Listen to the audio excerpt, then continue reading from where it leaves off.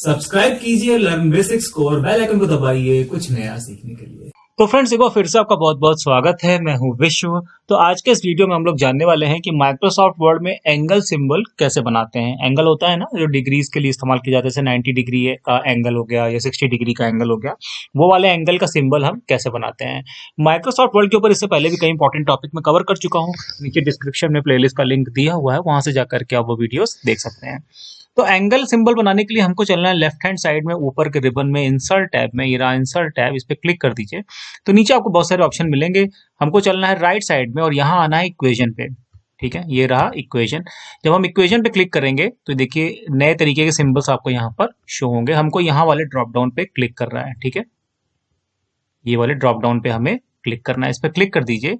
उसके बाद यहाँ देखिए ये बेसिक मैथ दिखा रहा है, इस ड्रॉप डाउन पे क्लिक करिए और नीचे से ज्योमेट्री सेलेक्ट कर लीजिए। ठीक है, ज्योमेट्री जब आप सेलेक्ट करेंगे तो यहाँ पर आपको मिलता है वो एंगल वाला सेक्शन, ये रहा एंगल। ठीक है, देखिए बस इसको क्लिक कर दीजिए, देखिए एंगल बन करके आ गया। अब हम यहाँ लिख सकते हैं B C is equal to 90 degree. ठीक है,